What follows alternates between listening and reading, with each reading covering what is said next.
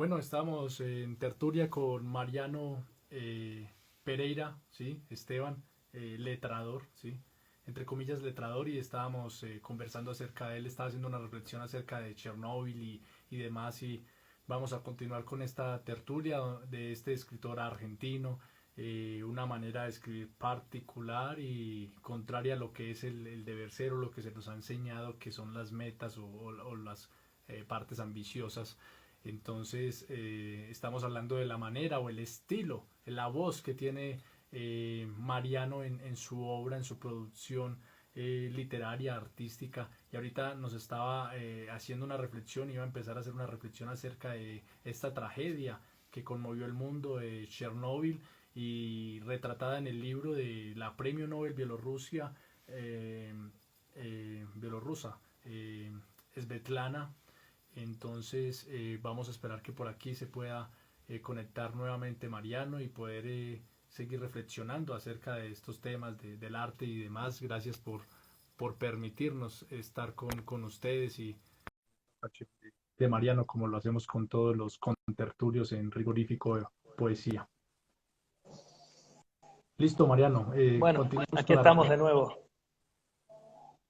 No, decía que una de las frases del libro en el que un ex soldado de ahí de la zona cuando llega a Pripyat y dice que cuando llegaron no sabían contra qué pelear. Al llegar a la zona se encontraron con un enemigo al que la humanidad en toda su historia no había conocido nunca. Eh, entonces esa obra trasciende desde lo que dispara y las reflexiones que dispara, trasciende el desastre de Chernobyl y se transforma más, si tenemos en cuenta lo que fue este 2020, ¿no? Y la relación humana y la naturaleza y esa relación en la que cada día nos damos más cuenta de que la naturaleza no tiene forma humana. Cada día percibimos de mejor manera de que las medidas antropomórficas no se aplican a todo, que las medidas antropomórficas son medidas para nosotros y para quedarnos tranquilos. Bueno, ese libro viene a retomar muchas otras historias y muchos otros escritores, ¿no? Desde la no ficción en este caso, pero también desde la ficción, si hablamos de Jack London, si hablamos de Horacio Quiroga en nuestro caso, acá en el Río de la Plata. Eh, pero bueno, para no irme por las ramas, vos me preguntabas sobre los ferrodontes. Hay que aclarar que ese libro fue escrito, a ver, fue publicado en 2012, ¿no es cierto? Esos cuentos fueron escritos alrededor del 2005, 2006. Por lo tanto, mi relación con esos cuentos y el Mariano actual con el Mariano de aquella época ha cambiado mucho. Entonces, por una cuestión casi lógica, con el paso del tiempo y uno va encontrando que ya va detestando sus obras publicadas, cada vez más. Cada vez le gustan menos sus obras, cada vez se siente más lejano esas obras.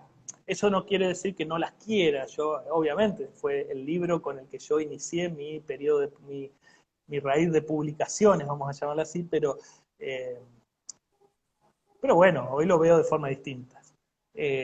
Pero bueno, eso que vos mencionás tiene mucho que ver con lo que te decía hoy, de que tiene un eje transversal en el que las perspectivas se abollan intencionalmente para mostrar un mundo existente desde un caleidoscopio, vamos a llamarlo así. Entonces, eh, me hablabas de el encerrista, el admirador, pero al mismo tiempo opuesto al gran Harry Houdini. ¿eh? Sí, es humorístico, satírico y un poco desesperante el cuento, sin lugar a dudas. Y responde a esa lógica de, bueno, ¿qué pasa si ponemos las cosas al revés? ¿Qué pasa si miramos aquello que nos admira, pero boca abajo? Y casi sin intención y casi sin quererlo, cuando uno mira las cosas boca abajo, se da cuenta de que hay mucho de sátira y hay mucho de parodia y quizá la complejidad de la sátira y la parodia, que no son cuestiones, no son géneros fáciles, que no es fácil ser paródico, no es fácil ser satírico sin caer en el ridículo uno mismo. Y quizá todo se resuma a saber ver las cosas parado boca abajo, ¿no? Para eso hay que aprender a hacerla vertical. Y bueno, ese libro es divertido en ese sentido, tiene ese entretenimiento en ese sentido. Es un ejercicio de caminar con las manos, mirando un poco sitios y lugares comunes para descomponerlos desde la mirada de un tipo que se cayó de una escalera, o que está haciendo la vertical, o que está practicando yoga y se aburre. Bueno, y precisamente para abordar otra de las cosas que me llamó la atención, ya mencionamos algo de Scorpio City, usted mencionó, ¿no?, acerca de estos dos protagonistas, de Albano Di Marco, de Teherán, y que pretende pues que se le solucione la vida a través del horóscopo, y que Albano termina escribiendo sobre este signo zodiacal. Y me llama la atención es, por ejemplo, el gato al inicio de la novela. Después yo veo como el dossier, ¿sí? La página web de Mariano, hay un gatico negro allí. Y pienso, Mariano es un admirador de Lovecraft, espero que se pronuncie bien, no sé, de Edgar Allan Poe, de estos cuentos de terror, lo policial y esta combinación, y usted mismo lo decía hace un ratico, y pienso en el gato negro, el que escribió Edgar Allan Poe. Entonces pienso, ¿hay alguna, es coincidencia o cuál es el significado allí que Mariano le da a esto, la relación, o simplemente es una coincidencia estas elucubraciones que hago aquí, o cuál es el significado? No, no son coincidencia para nada, no, no, no, no. El gato en sí mismo es un ser místico de cábala, y que guarda en su impronta eh, los misterios de aquel animal que es capaz de mirar al humano con desdén. No son muchos los animales domésticos que son capaces de devolverte una mirada sin temor, una mirada incluso desafiante o con desdén, como te decía hoy. En ese sentido el gato es maravilloso. El gato negro en sí mismo, más cabalístico todavía, no, hablando sí de la cuestión de la mala suerte, pero también hablando de los aquelarres, de los famosos aquelarres de las brujas y los brujos.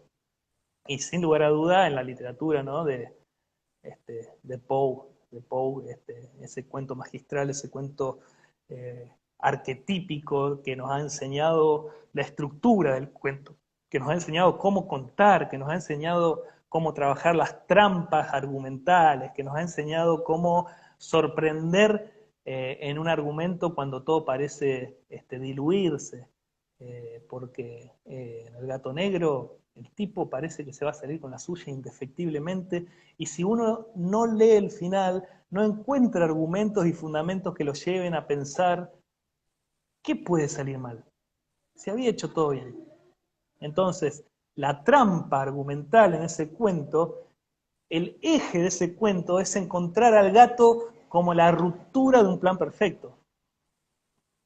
Entonces, si uno se pone, más allá de disfrutar y leer el cuento, si uno empieza a leer ese cuento como escritor, como leemos los escritores, buscando cuáles son las trampas, buscando cuáles son los mecanismos secretos, buscando cuáles son las puertas que se abren y aquellas que son falsas, uno descubre la maestría de Poe, uno descubre la inteligencia supina de Poe, la habilidad para trabajar con la mente del lector.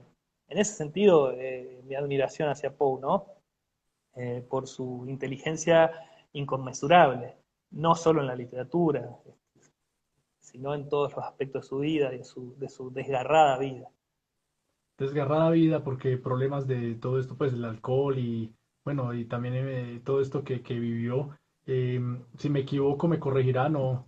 De Edgar Allan Poe a lo mucho he leído lo del Cuervo, un poco sobre su vida, pues como lo que uno ve por ahí, como los padecimientos y demás, pero no he tenido la oportunidad de abordar a este escritor. Y ahora, usted que es un amante del terror y todo esto, pues le recomiendo para que lea a Mario Mendoza, no tanto por la parte del terror, esto del susto del monstruo y demás, sino como donde se maneja todo esto de la cábala, donde están los brujos, la parte esotérica, la parte del chamán. Él entreteje en sus obras todos estos temas. De hecho, tiene un libro que se llama Aquelarre, ¿sí? Entonces, de Edgar Allan Poe tengo entendido, sí, que me parece que le escuché en algún momento a Mario Mendoza decir que él empezaba por el final cuando escribía. Primero escribía el final y a partir de allí daba inicio a su obra y demás. En el caso de Mariano, usted cuando empieza un cuento o una novela, o puede variar, no sé, o cuál es la regla general, o dependiendo cómo ha sido, más o menos tiene la estructura, o se va dando con el tiempo y a veces toma el giro que usted pensaba que no iba a hacer, o se pueden dar de todas las formas, me imagino yo. Sí, yo más amante que el terror, soy amante de aquello que es oscuro y misterioso, que a veces es un poco más abarcativo que el terror, ¿no? A veces el terror no es Como de la misterioso, niebla, lo que cataloga usted es en sus artículos y demás entrevistas, exactamente, la niebla, como aquello de exactamente. sentar y demás. Aquello que enceguece un poco la visión y deforma las figuras es mucho más interesante que, bueno, aquel terror que ahora se conoce como gore. Pero bueno, y respecto a cómo elaborar, en mi caso, como te decía hoy, gran parte del proceso de aprender a escribir es descubrir cómo uno escribe, es descubrir cuáles son los mecanismos y los métodos que le funcionan a uno para escribir. Sin lugar a dudas, cuando yo empiezo a escribir, tengo en la cabeza hacia dónde voy. No hago asociación libre, ni me pongo a escribir lo que salga y después veo cómo lo arreglo. No. Yo escribo sobre una idea. En el cuento y la novela son distintos, la historia es distinta por la estructura de cada uno de esos dos géneros. Eh, en el cuento, el saber hacia dónde voy es, sí, sin duda, tener más o menos resuelto cuál es el final y cuáles van a ser las aporías, es decir, los agujeros intencionales que voy a dejar y cuáles son las cosas que voy a sacar a relucir para distraer, por ejemplo, o qué quiero contar y qué quiero ocultar, pero sí, sin dudas voy hacia un final o a una resolución más o menos pensada. Entonces, de esa manera, uno en el cuento no se desvía. Uno a la hora de contar un cuento no puede irse en digresiones o por las ramas, porque debilita la potencia del cuento. Si hay algo que caracteriza al cuento es su potencia. Entonces, contar algo que no aporta o que es una descripción que no incrementa la potencia o el argumento o no forma parte ni del clímax ni de la relajación del cuento, lo único que hace es molestar. Por lo tanto, en el cuento hay que ser lo más concreto posible. Esto no quiere decir menos bello. ¿eh? Esto no quiere decir menos estilístico. Respecto a la novela, también en la novela uno establece una estructura de situaciones.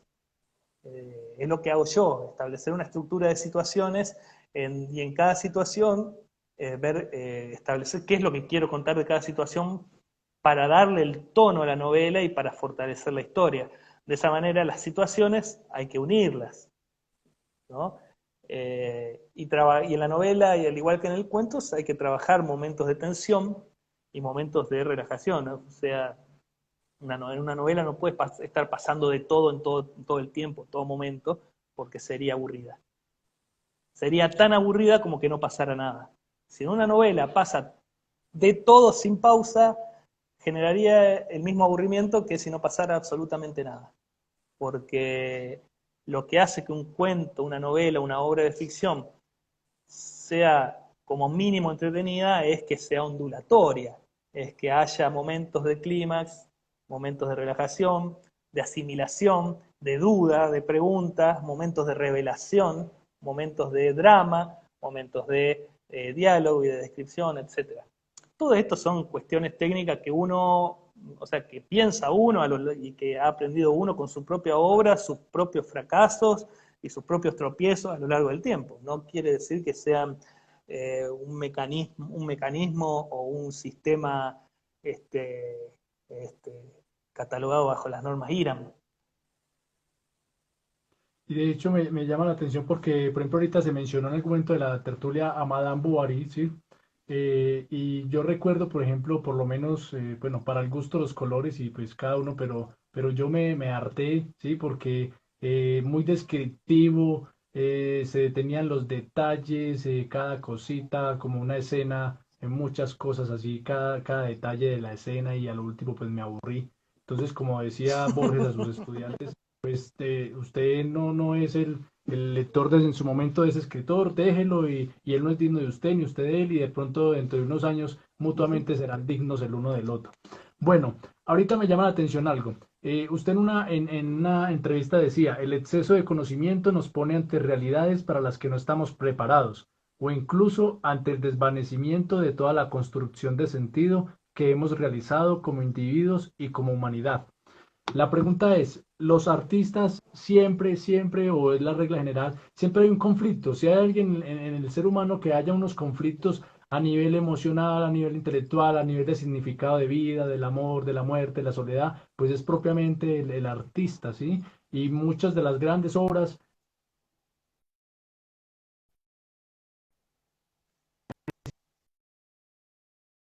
tiene la belleza de las grandes obras. Entonces, la pregunta es, en algún momento de su vida, usted por el exceso de conocimiento, digamos, el exceso suficiente para encontrarse ante esa realidad para la cual no está preparado, en algún momento ha estado ante una realidad, ya sea en el amor, en la vida, en el significado de la muerte o de la soledad, o algo que usted haya tenido un conflicto como artista por el mismo hecho de ejercer esta área del ser humano, de escribir, y eso le lleva a entender el ser humano y meterlo por aquí y por allá. ¿Ha tenido algún momento un conflicto o algo así? Eh, eh, sí, somos gente jodida los artistas, sin lugar a dudas somos gente jodida. Complicados. Se me escucha bien porque te veo mal, Rigo, te veo pixelado, pero no sé si es mi señal o pero si vos me ves Yo bien, ¿me aquí me escuchas veo bien? bien, pero esperemos que yo lo escucho bien y lo veo bien. De pronto esperemos que Perfecto. se organice, pero mientras nos Bueno, escuchemos bien, toma ahí el es arreglo ahí que, pertinente. que se arme el rompecabezas digital. Ahí está. Sí. Eh,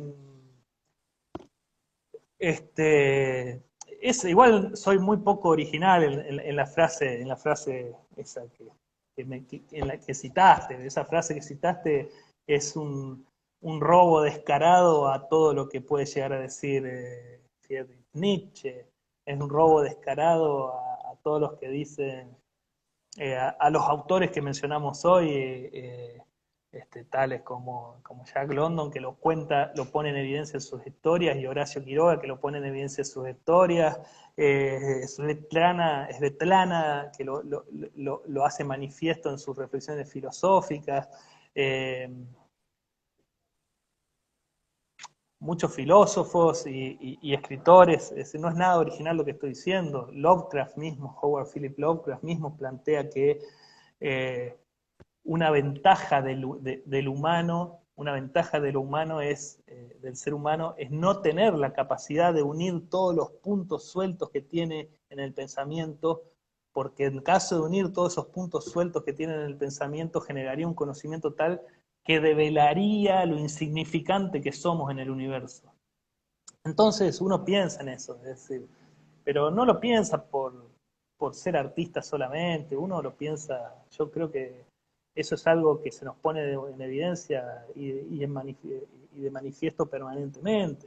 Como decíamos hoy, la existencia de un virus que nos modificó esa estructura humana tan potente, tan poderosa, que cambió la forma de la vida, cambió la forma de las ciudades, cambió la forma de relación con la naturaleza y nos puso, nos refregó por la cara de que no manejamos todo, de que no controlamos todo, de que justamente lo humano es solo de la humanidad y no necesariamente de todo lo demás. Y sí, eso genera preguntas. Quizás en el caso de los artistas tenemos la posibilidad de decir, bueno, con todas esas preguntas de las que no tenemos respuesta y de las que nos angustiamos igual que cualquier otro, podemos hacer algo, transformarlo en una novela, llevarlo y que lo diga un personaje, impulsarlo hacia un ensayo, darle forma y fundamentar una historia de ciencia ficción o de ficción especulativa, ya no podemos hablar de ciencia ficción, ¿no? De ficción especulativa sostenida en estos grandes interrogantes existenciales. Todo eso es alimento para el arte, es como vos lo decís, pero no es que sea característico del artista, no, el artista es un ser que aunque suene horrible, es pragmático, Entonces, hay algunas cuestiones que andan dando vueltas que en muchos casos se desvanecen, en el caso del artista se transforma en algo. Y eso está buenísimo. Bueno, y para finalizar ese punto, y ya para ir redondeando las 4 o 5 preguntas que nos quedan, finalizo con esta frase precisamente donde Mario Vargas Llosa dice, nada enriquece tanto los sentidos, la sensibilidad, los deseos humanos como la lectura. Estoy completamente convencido de que una persona que lee y que lee bien disfruta muchísimo mejor de la vida, aunque también es una persona que tiene más problemas frente al mundo. Bueno, eh, con la novela de primera novela, sí, 14/9 del 2015, para poder ingresar en el mercado mexicano, eh, usted menciona en la historia, en la anécdota detrás de esta novela, es que hubo unas negociaciones con los editores y estos hicieron unas recomendaciones para que se adaptaran algunas expresiones que facilitaran la interpretación del lector mexicano. ¿Nos podría dar un ejemplo acerca de, por ejemplo, qué pena la redundancia, un ejemplo de alguna expresión que, que le recomendaron, como por favor cambie esto para que el lector mexicano pueda entenderlo de X manera mucho mejor? Sí, sí, a ver, el trabajo con el editor de una editorial, ya sea una editorial grande, chica o mediana, siempre es una negociación, ¿no? Eh, el libro, el producto final, libro, es el resultado del trabajo conjunto entre el escritor y el editor. De otra manera, la única manera de que el libro llegue de que el manuscrito llegue al libro sin que haya una negociación de por medio es pagando uno mismo la impresión del libro, que es un delirio, es una locura. O hay que tener mucho dinero, muchas ganas de dedicarse a la empresa, que es otra cosa. Entonces, no tiene nada de malo esa negociación, ¿no? Y no tiene nada de malo por el hecho de que en general los editores saben mucho y saben mucho del público que va a leer aquello que uno escribe. Y en general aquellas propuestas de modificación, en general, cuando el editor es respetuoso y no es Gordon Lish, no es el editor de Raymond Carver, sino que es un editor que hace bien su trabajo, tiene razón en las proposiciones o en las propuestas que hace al escritor. En el caso de las propuestas con editores mexicanos, recuerdo dos en este momento. En una, yo hablaba de un cochecito de bebé, ¿no? Un cochecito, donde una madre llevaba un cochecito, y resultó ser que en México no entendían lo que se denominaba cochecito, sino que hablaban de carriola, empujaba una carriola. Y en otro caso fue en donde yo hablaba de un asado de achuras. El asado de achuras en Argentina es el asado de tripas, chinchulín, riñones, etcétera.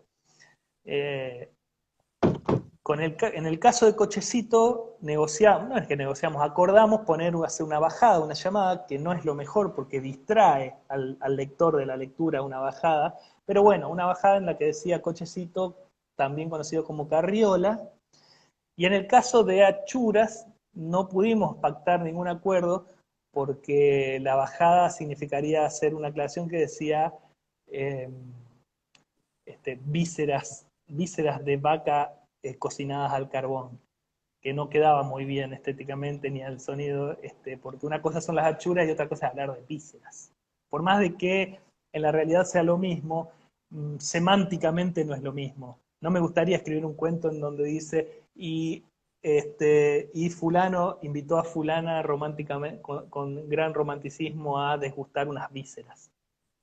Distinto puede ser que fulana y fulano disfrutaron de unas achuras.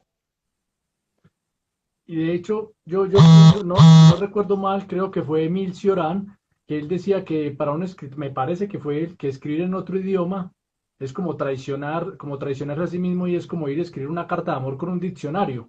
Entonces, la pregunta es, si bien usted ya justificó y usted dijo como ya es bien ese acuerdo, esa negociación y demás, ¿no considera usted que cambiar estas expresiones, ¿sí? No es de cierta manera dejar sabotear o prostituir la esencia del escritor, su cultura, idiosincrasia, es decir, su lenguaje propio. Y usted mismo en una de las entrevistas decía, es que uno pretende que porque habla español, el español es para todo el mundo igual. No, el español de España es una cosa, el español de México, el español de Argentina, de Colombia. Entonces, yo pensaba, pero si yo he visto en algunos libros que hay unas frases, hay una expresión, unas palabras, y lo que hacen es colocar un asterisco y uno va abajo, la parte inferior, y mira qué significa esto, pero se conserva como ese, precisamente esa cultura o esa frase o esto que es el escritor. Entonces, en qué medida o en qué porcentaje uno pensaría como no sería traicionar aquello y quitarle como ese tinte particular del escritor? Bueno, no, pero eso tiene que ver, una cosa es modificar alguna palabra para que no se pierda la interpretación del texto, ¿no? Porque uno escribe para lectores, entonces eh, yo no nadie cambia su idioma original de argentino a mexicano. Pero si una palabra argentina evita que el público mexicano que lo va a leer entienda algo importante del cuento, bueno, se puede negociar una bajada, se puede negociar. Distinto es si me dicen, bueno, para publicar en Hispanoamérica tenés que escribir en castellano neutro. O peor, para ser editado por las grandes editoriales españolas, tenemos que traducir tu cuento argentino al español y llenarlo de gilipollas, majo y un montón de otras cuestiones que no solo no nos representan y no nos identifican, sino que nos desnaturalizan la verosimilitud de nuestras historias. Bueno, y antes de redondear y terminar la tertulia con dos preguntas, tengo una pregunta con las últimas dos preguntas y es, sé que tiene muchas obras inéditas, ¿sí? Muchos escritos que no han salido de allí del cajón o no sé si a los sábados las quemó o están allí. ¿Por qué no han salido a luz o cuál es el filtro para saber en qué momento salir a la luz o simplemente es porque no ha habido la oportunidad de presentar una editorial y el apoyo económico o qué es, cuál es el filtro?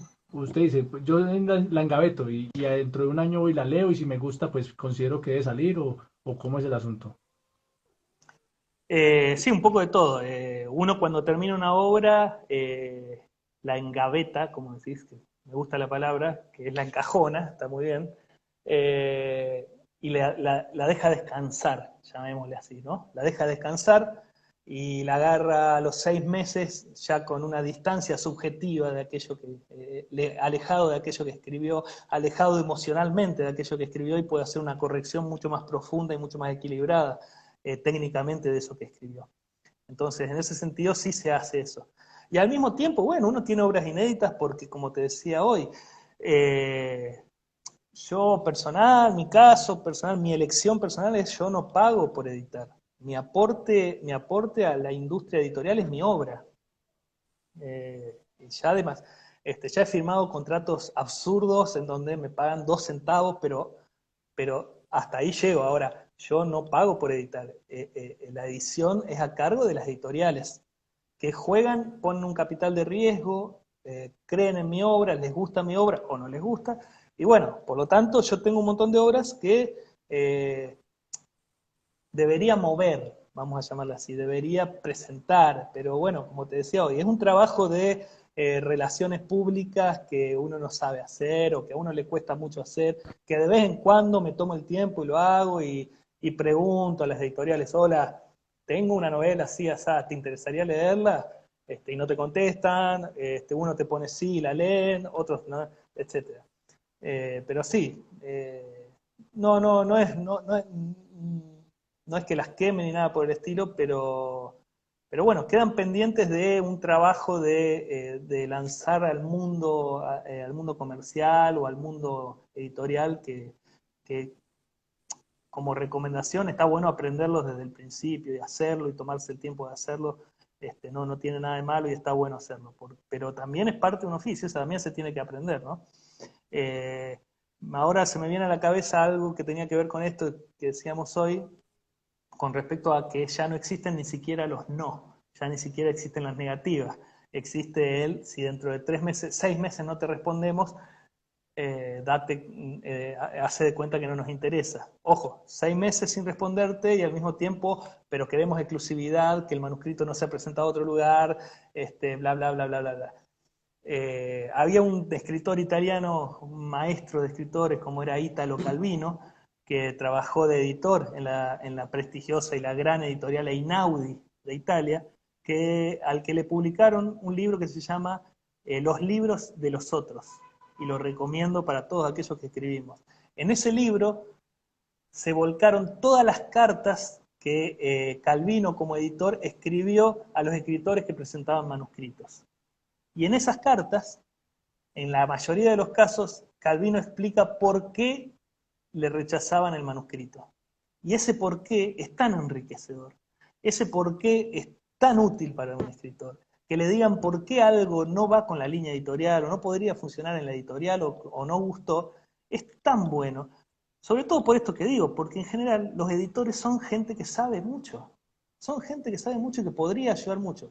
Desde ya, nadie va a pedir que hagan un trabajo gratuito para los rechazados y que le hagan un análisis de obra, pero una respuesta mínima en donde un párrafo por lo menos se argumente cuáles son los fallos principales nos vendría muy bien a todo el mundo y no costaría tanto. Bueno, y ahí yo recuerdo ya para ir redondeando la tertulia a Sábato cuando él mencionaba con su novela El túnel y dice que las editoriales lo rechazaron, todas las editoriales lo rechazaron y mencionaba que un abogado fue el que le sustentó la parte económica para poder salir a la luz, si no recuerdo mal, con la editorial Sur, creo que era el Sí. túnel. Y él dice, es que yo le decía, las editoriales no entendían que mi mejor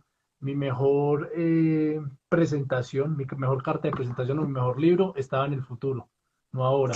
Y que las Sí, sí. editoriales son como los bancos, que le prestan dinero al que no necesita dinero. Bueno, son reflexiones, no todas, me imagino que como todo, ¿no? No se puede Sí, sí, generalizar. sí, sí. Bueno, Mariano, muchas gracias por haber aceptado esta tertulia. Le doy paso para que usted haga, si tiene alguna reflexión o no quiere dejar algo en el tintero, lo pueda hacer, o de lo contrario, para que de una vez también usted pueda despedir a las personas y gracias por haber estado hoy en Rigorífico Poesía desde Colombia.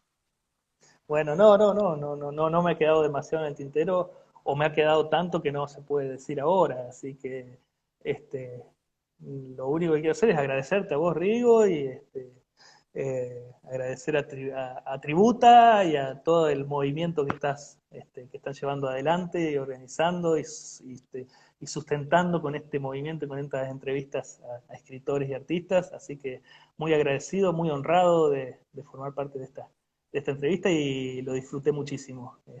Bueno, y la verdad es que felicitaciones porque pocas veces me han entrevistado con un conocimiento de la obra propia, de mi obra y un recorrido de lo que yo he hecho, lo que pone de manifiesto un enorme respeto y bueno, muchas gracias. Muchas gracias, Mariano, y evidentemente voy a disfrutar las obras porque me dejaron iniciado allí las obras que he leído, me han impactado bastante. Muchas gracias, un abrazo, muchos éxitos y estamos en contacto. Un gusto. Hasta luego.